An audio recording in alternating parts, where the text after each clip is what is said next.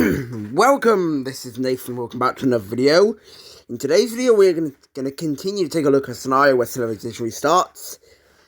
Episode 58. In the last video, we saw Mesopotamia and America both expand. Not really much happened. Red Australia expanded into the yellow team.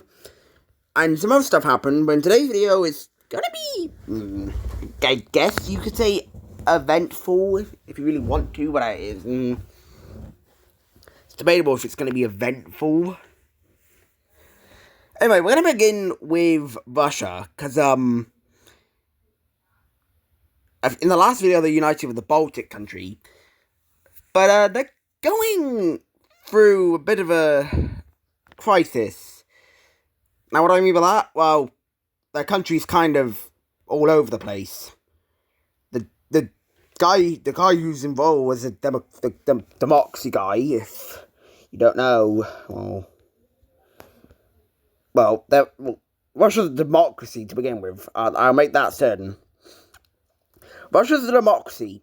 They've always been a democracy. But, somebody may have just kind of screwed up. Now, what do I mean screwed up? Well, they kicked out the Democratic leader, and someone else got into power.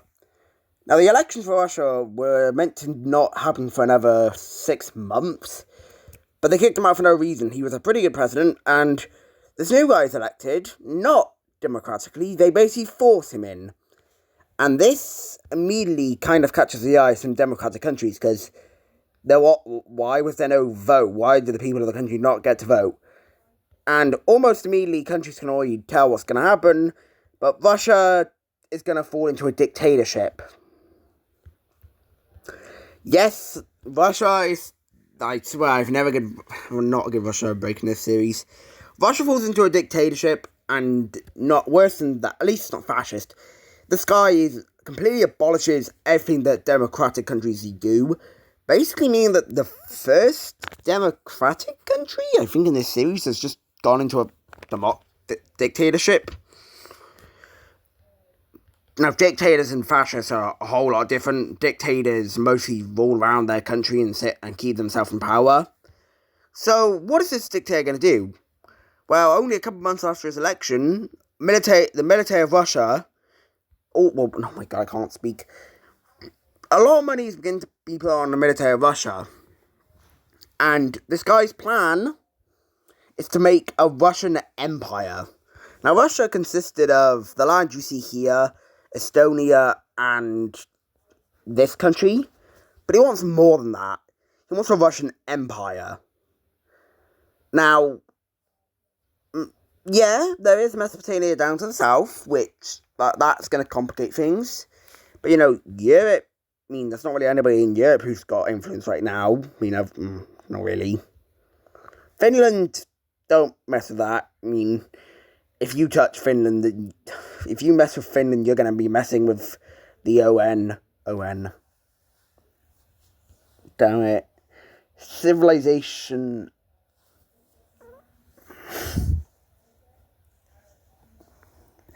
I forgot the name. Oh. Assembly of Countries. There we go. AC. So what's that first thing going to be? Well, he's going to expand his country. Remember this team, which was refusing to join because they didn't want to unite back with Russia? Yep. How about we force you back into Russia instead of having, doing this the democratic way? Russia will send in troops and immediately capture the capital and begin to expand out from here. This country really doesn't have much. They will focus on, the border of the Red Team and this country, because that's pretty developed and economically prosperous land. But I don't even know what this country has to offer.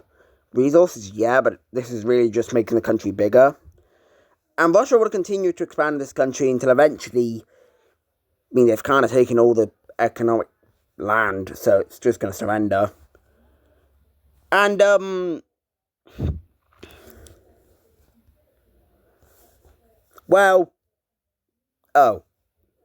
Russia will fully annex this country. Now,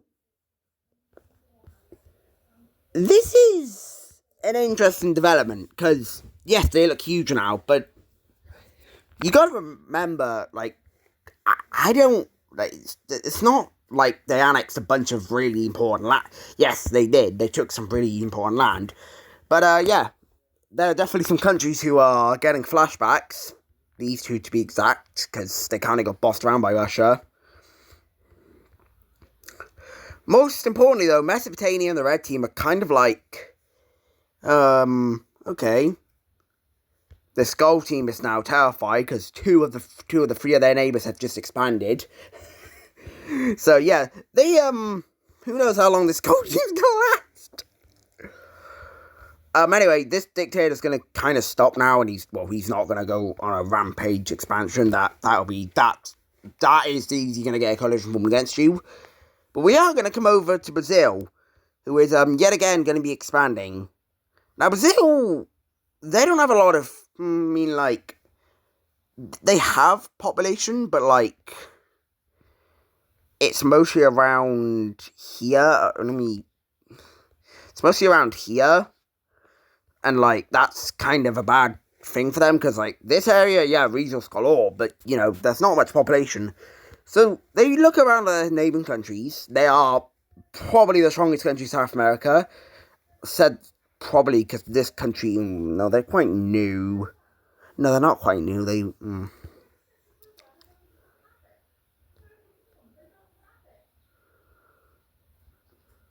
Anyway, Brazil is, well, there's really only two options. You barely bought this guy, and also that would be a fight in the middle of a desert. I don't know why you'd want to do that. There's Colombia, but there might be better options. This thing, you want population? I don't think you're going to get anything from this. What do I do with this nation? Like, South America is like a whole. I really don't know what to do with it. I have plans for this series, but what do I do with this guy? Like, Brazil, you know, I have no idea. Like, they're so useless. But, yeah, you know where this is going. Brazil's going to invade the orange team. So troops will immediately flood in. This orange team is not very strong. I think they got released from the Argentinian country. But the main area that the Brazilians are going to focus is this area. So they begin to push down around the coast and will completely take the coast. And from here they push in and capture the capital. And the orange team's going to surrender, and they hope that they don't get saved in the peace treaty. So let's take a look at this peace treaty. Oh, yeah, it looks like Brazil didn't go easy on them. Brazil will fully annex the orange country in desperation of population. Now, is Brazil developing and in integrating land? Yes and no. They're kind of forcing the people to stay underneath the country. Now, it is around 2028, maybe 2030, but yes, they're forcing the people to stay in their country. But at this point, countries in South America, okay, we need to do something. But anyway, we're going to come to this layer. That's not the right layer, that's the alliance layer. We're going to come to this layer. As of right now, there aren't many countries in, the AC. But more countries are beginning to trust it. They are beginning to feel like, okay, maybe we can trust it. Because, it's not done anything with these wars, but the main thing is stopping continental and global wars, not regional wars. They kind of have accepted that will happen. Egypt is not going to join, but you know who is going to join? The allies of Algeria. This may have been a bit of a forcing way to get them to join, because I doubt this blue team would not have joined. Europe, this blue team's going to join. We can see that these two countries in the Balkans are going to join. And then this Norwegian team's going to join. And about time, but most, not all, but most of the Square Economic Alliance will join. Everyone except Iceland, Greenland, and Canada will join. Canada's a bit weird. I don't know why they wouldn't join. Oh, at this rate, okay, well, at this rate, I should have added them on this. If America's the founding nation of this, I can guarantee you that Houston will be in it. And only one South American country is going to join, being Grand Colombia. I really have no idea what to call them. But yeah, we have a lot more countries joining the OC. Mostly in fear of their life, because there is now a dictatorship in two fascist countries that is kind of getting away with whatever they want. Anyway, we're coming over here, because it's finally time for the unification I was talking about last video.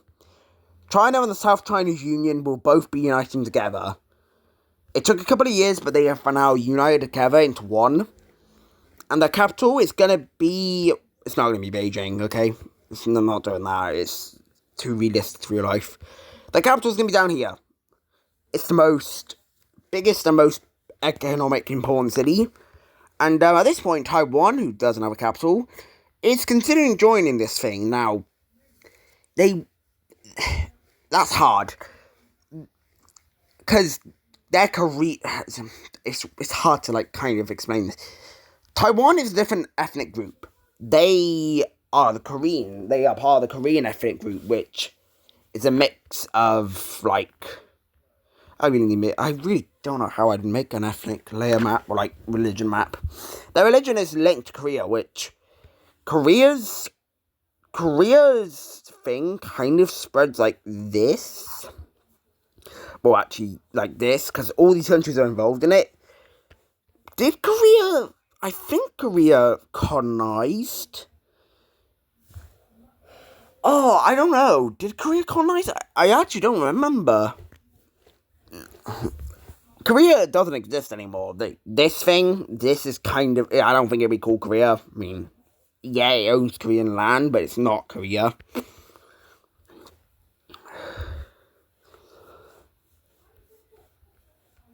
Anyway, they unite together, and we now have a really strong country over here. And with the fact that China and the South Chinese Union aren't in the same alliance, South Chinese Union was fine with joining the joining the Circle Alliance. They were considering it anyway, so they join it, and they might become the leader of it. I don't know if they will, because Siberia is probably going to want to keep that title.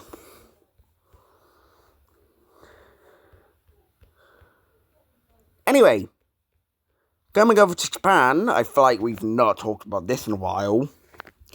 I don't really know. I kind of forgot about... it broke away from Korea, I think. Japan broke away from Korea, didn't do anything for a couple of episodes, broke apart, and it's just been chilling. What are these countries doing?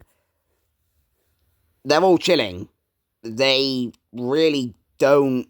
they're not interested in getting involved in any of the world stuff, because, mostly, the Hokkaido country and the Japanese country are, really, really developed. And it's because, these guys, they basically isolate themselves from the world. They did definitely feel the nukes that were blasted into Korea, but other than that, they've just been developing themselves, and they are some of the, best countries in the world to live in. I'd say the worst country in the world to live in is probably about Australia. But at this point, the OC is going to now pass a new law. They're going to pass a law where you cannot... The new law is definitely going to be because of World War IV, but it's going to be the freedom of people. They're going to make it so it's going to be like the UN. It's going to be, you can't do war crimes against people. Now, what is described as a war crime? Well, allowing people to raid different areas. Well, people getting killed on the streets. The military killing people, the government allowing it. And this has to be signed. You have to sign this when you join the OC. You have to agree to not do this. And there is a law where that the OC can get involved in, it's hard when it's a country that's not in the OC. But if Brazil started to actually do even worse stuff to their people, America and others would vote in favor of, would vote if they should get involved, and if everyone votes yes, well, Brazil will get jumped. Brazil and Australia kind of know this was happening, so they've definitely stopped doing some of the stuff they were doing. I'm looking at you, India. But this is mostly because of what India and the chocolate team did. they were mowing down rebels, and if anything, they were doing horrible stuff. So hopefully this will fix some of that stuff, but, you can't exactly control people. They're also going to abolish the use of nuclear bombs. They haven't forgot about World War III. No, nobody's forgot about World War III. That World War destroyed the world economy really bad. No nuclear bombs are allowed to be made. And right now, there are literally no bombs even made. But you cannot develop any nukes. Any research that countries were doing on nukes have to abolish it. If any nuke is made, you have a coalition formed against you no matter what. Nukes destroy everything in their path, and most of the world agrees with this. Red Australia may be a little bit mad because they may have been making nukes, but I don't know how far they would have got with that. Speaking of Red Australia, they're invading yet another country. And it's going to be this Fiji country. Does anyone even remember this thing? Yeah, they're invading it. Bye-bye. And at this point, Red Australia will basically invade the remaining land. Just think these are countries. They're too small. If I put a capital on them, you wouldn't even know. But basically, they take over the rest of all the islands in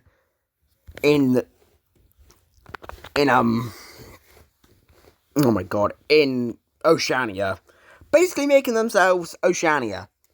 Do we call them Oceania? No, we'll call them Red Australia. I just realised I know. I know it's a bit of a coincidence that Brazil and Red Australia are both like blue and red. That wasn't meant to happen. There were definitely some references to the Dispo series. But, I've definitely gone down a different path. Again, I will say it again, this is not the old empire. This was a union between three countries that wanted to be together. This is nothing like the old empire. It's completely different. Anyway, for a fun event of the video is going to be, what should it be? I have a couple more events in mind that should probably be left for the next episode. So, you know what? Let's have it be a war. And a random war that. Tibet is going to declare war on the yellow team. Yes, this thing. Now, it's not as much like a declaration of war. Basically, the yellow team, while they were sending some stuff through their country, Tibet claims they blew up some stuff over here. Like this, I'm just gonna say this major city, like right here. And Tibet says that they were sending stuff through and attacked some of the soldiers in that area. This cannot be claimed because it is in the middle of the Himalayas. It's in the middle of nowhere this happened. Well, it's in a major city. Well, it was on the way to a major city, so it kind of was in the middle of nowhere. But Tibet will be invading this yellow team, and I am sorry, but this yellow team is probably the weakest country in the world. They are already struggling as it is. So, when one of your neighbours just rocks into your country, you're kind of screwed. Tibet will literally roll over this thing within a couple of weeks. And the peace treaty, they fully annex it. There we go. That yellow blob is gone. Finally. That was definitely an excuse to get rid of that thing. I hated it. But, yeah, Asia's definitely getting more united. Asia definitely had its period where it was really, not united, but it's definitely getting more united. Now, if Tibet is found out they were lying about the whole thing about the yellow team, I don't think anything's going to happen to them, because that yellow team was already struggling. There are countries that are still, struggling. That yellow team was on the brink of collapse, if it was what I'm going to say. Anyway, that's going to be it for this video. We hope you enjoyed, and I'll see you next one. Bye.